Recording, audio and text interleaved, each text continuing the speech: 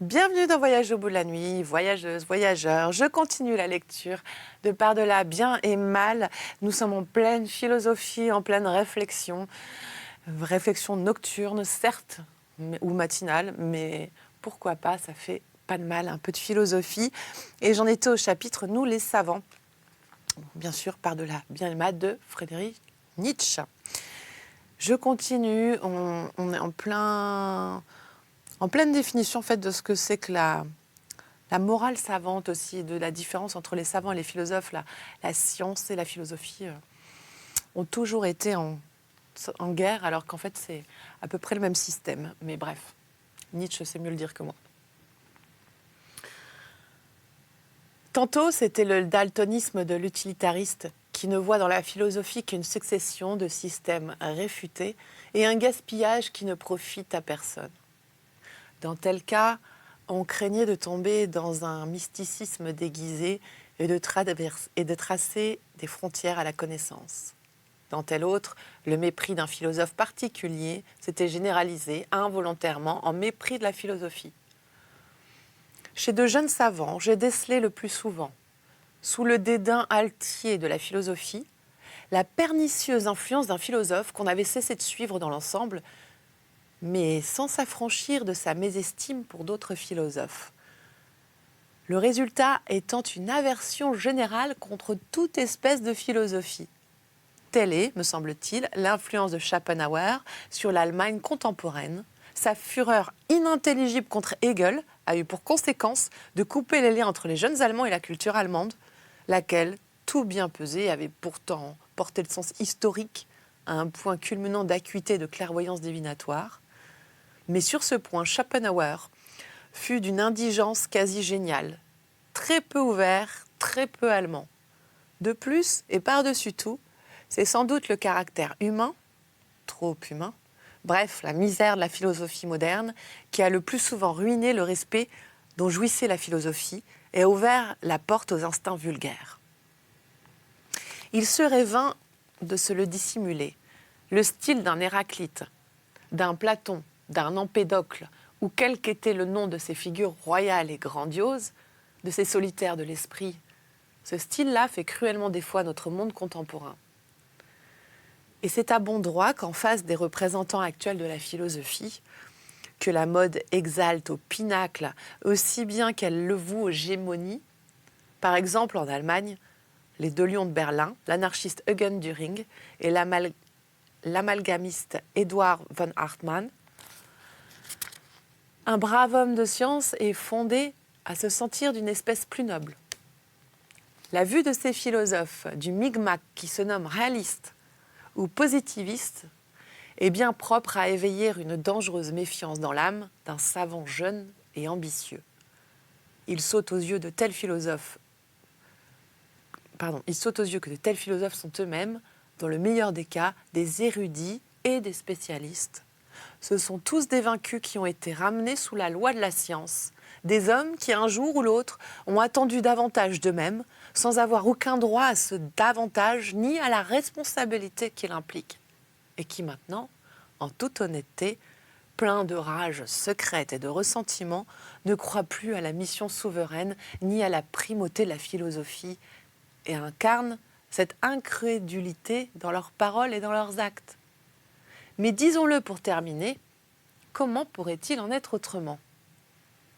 La science fleurit de nos jours et ne fait pas mystère de sa bonne conscience, alors que ce à quoi toute la philosophie moderne s'est peu à peu réduite, ces restes de philosophie ne suscitent que la méfiance et le dégoût, sinon l'ironie et la pitié. Réduire la philosophie à la théorie de la connaissance, en faire littéralement une timide doctrine du doute et de l'abstention, une philosophie qui ne franchit même pas le seuil de son domaine et qui se refuse misérablement d'y pénétrer, ce n'est rien d'autre qu'une philosophie in extremis, à l'article de la mort, à l'agonie, un objet pitoyable. Comment une pareille philosophie pourrait-elle régner ? Les dangers qui menacent le développement d'un philosophe sont en vérité si nombreux de nos jours qu'on en vient se demander si un tel être peut-être encore parvenir à la maturité. L'édifice des sciences a pris des proportions colossales.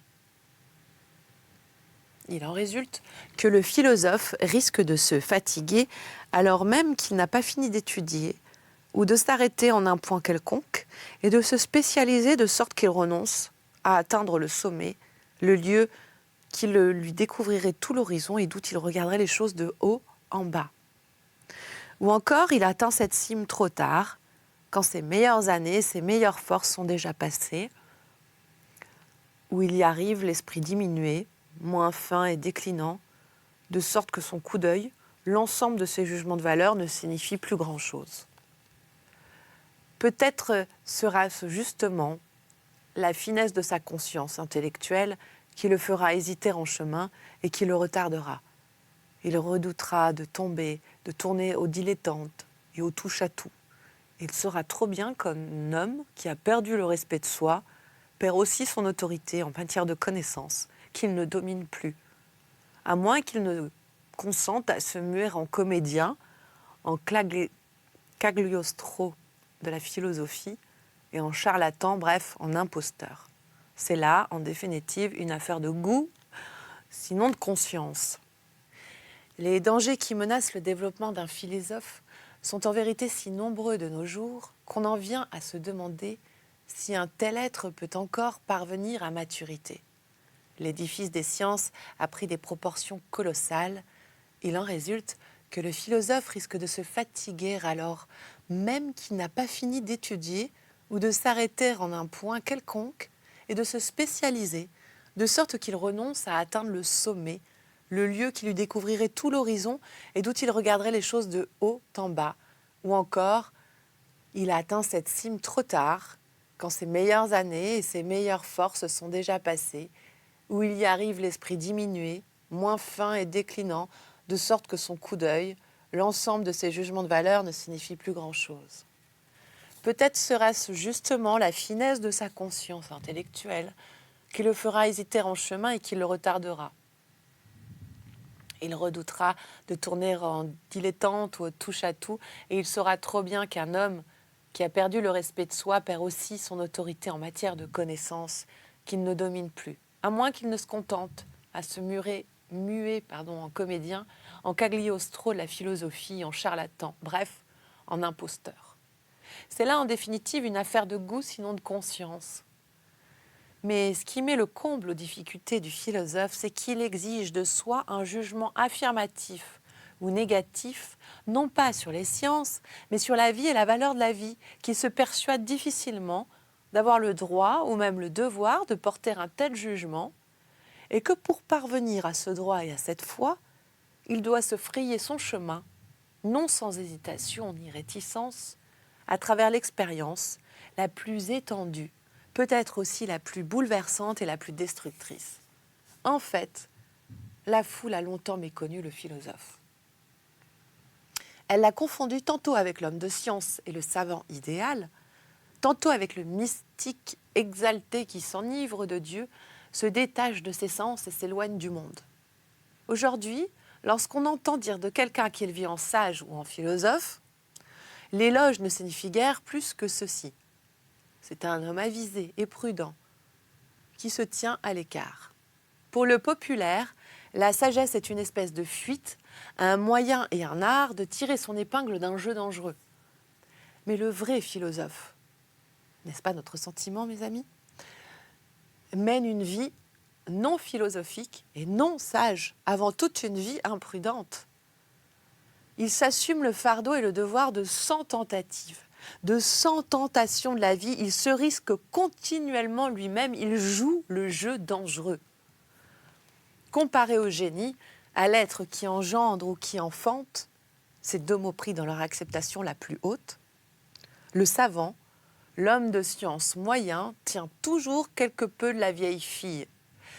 Comme elle, il ignore ces deux fonctions suprêmes de l'être. À tous deux, au savant et à la vieille fille, on accorde de la considération à titre de dédommagement. On souligne même cette considération, encore qu'elle soit forcée et n'aille pas sans mauvaise humeur. Regardons de plus près. Qu'est-ce qu'un homme de science ? D'abord, un type d'homme qui sent sa roture avec les vertus du roturier, de l'homme qui ne commande pas, qui n'exerce pas d'autorité et qui ne se suffit pas à soi-même. Il a le goût du travail, il prend docilement sa place dans le rang, ses talents et ses besoins sont réguliers et modérés. Il reconnaît d'instinct ses pareils et sait ce qu'il leur faut. Par exemple, ce peu d'indépendance et ce lopin de prairie sans quoi il n'est pas de tranquillité dans le travail. Il prétend être honoré et reconnu à sa valeur. Il compte sur son bon renom, ce rayon de soleil qui illumine son existence, cette durable sanction qui lui confirme son mérite et son utilité et lui permet de surmonter l'insécurité intime qui gît au fond de tous les hommes dépendants et des bêtes de troupeau. Comme on peut s'y attendre, le savant présente aussi les maladies et les vices d'une espèce sans noblesse. Il regorge d'envie mesquine, il a un œil de lynx pour les tares de nature qu'il peut prétendre égaler, et s'il manque pas de confiance, c'est comme un homme qui se laisse aller, mais non pas à emporter. Et il se montre particulièrement froid et fermé devant l'homme qu'un grand courant emporte. Son œil brille alors comme un lac, uni et morne, dont la surface ne se ride d'aucun enthousiasme, d'aucune sympathie. Ce qu'un savant peut faire de pire et de plus redoutable lui vient de l'instinct de médiocrité qui le caractérise, de ce jésuicisme de la médiocrité qui travaille instinctivement à la ruine de l'homme d'exception et s'efforce de briser, mieux encore de détendre tout arc tendu. Détendre avec des ménagements, bien sûr, d'une main légère qui ne veut pas faire souffrir. Détendre avec une compassion qui inspire la confiance. Voilà l'art propre au jésuitisme, lui qui a toujours su se faire passer pour une religion de la pitié. Quelle que soit la reconnaissance que l'on doive témoigner à l'esprit objectif et qui n'a jamais été écœuré à mourir de tout le subjectif et de sa maudite ipsimosité. Il faut apprendre aussi à se méfier de cette reconnaissance et mettre un frein aux louanges excessives qui saluent depuis peu le détachement et la dépersonnalisation de l'esprit comme si c'était là une fin en soi, une rédemption, une transfiguration. Ainsi en est-il notamment dans l'école pessimiste qui a de bonnes raisons de décerner les honneurs suprêmes à la connaissance désintéressée. L'homme objectif qui a cessé de jurer et de pester contre le pessimiste, le savant idéal, chez qui l'instinct scientifique parvient à son plein épanouissement, après avoir subi 1000 échecs totaux ou partiels, est sans doute un des instruments les plus précieux qui soient. Mais sa place est entre les mains d'un plus puissant. Il n'est qu'un instrument, disons-nous, il est un miroir, il n'est pas une fin en soi. L'homme objectif est effectivement un miroir, habitué à se soumettre à tout ce qui veut être connu, sans autre plaisir que celui de connaître, de refléter. Il attend que quelque chose se présente et s'applique alors à ne rien laisser perdre sur sa surface, sur son épiderme, du passage léger et fantomatique des êtres. Ce qui subsiste en lui de personnel lui paraît fortuit, souvent arbitraire, plus souvent encore importun, tant il s'est fait le lieu de passage et le reflet d'êtres et d'événements étrangers. S'il revient à soi-même, c'est non sans effort, et souvent à faux, il erre et se trompe aisément quand il s'agit de ses propres besoins, seul domaine où il manque de finesse et se montre négligent. Peut-être s'inquiète-t-il de sa santé et de la mesquinerie intellectuelle, de l'air confiné qu'il respire dans la société de sa femme et de ses amis. Peut-être manque-t-il de compagnons et de relations sociales, et il se contraint alors à réfléchir à son tourment en vain. Déjà, sa pensée s'élance au-delà et envisage un cas plus général.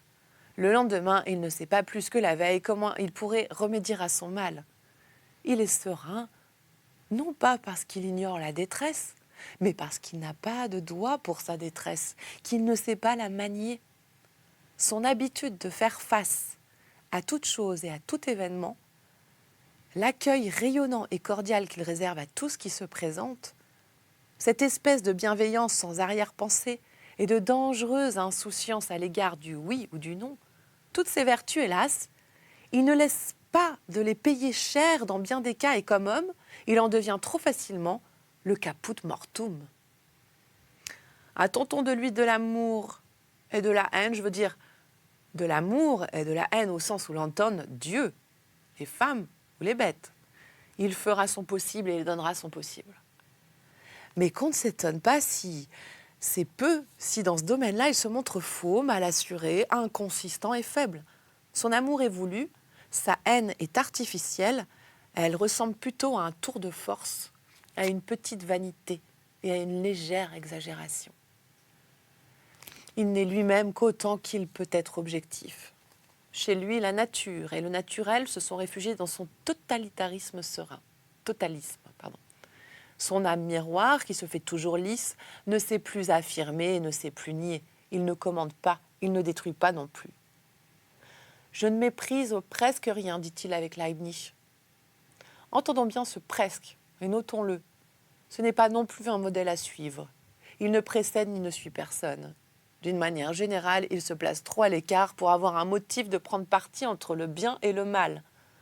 En le confondant, comme ce fut si longtemps le cas avec le philosophe, le modeleur césarien des âmes, qui réagit violemment en face de la culture, on lui a fait trop d'honneur. Et on a méconnu le trait essentiel de sa nature, qu'il est un instrument, un esclave, le plus éminent de tous les esclaves à coup sûr, mais rien n'en soit, presque rien.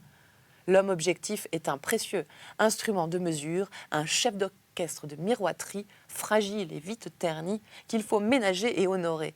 Mais ce n'est pas une fin, pas une issue ou un essor, pas un homme complémentaire, dans lequel le reste de l'existence se légitime, pas un terme, et encore moins un commencement, une naissance, une cause première. Rien de virulent, de puissant et d'autonome qui aspire à dominer. C'est bien plutôt un vase délicat et plastique auquel il faut une forme et un contenu pour se modeler sur eux. C'est d'ordinaire un homme sans forme ni contenu, un individu désintéressé. Rien non plus pour les femmes, par conséquent, soit dit entre parenthèses.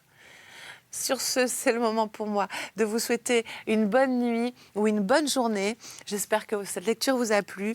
Merci pour votre soutien. N'hésitez pas à réagir sur les réseaux sociaux. Je vous embrasse très très fort. Ciao, ciao, bonne nuit, belle journée et plein de bonheur.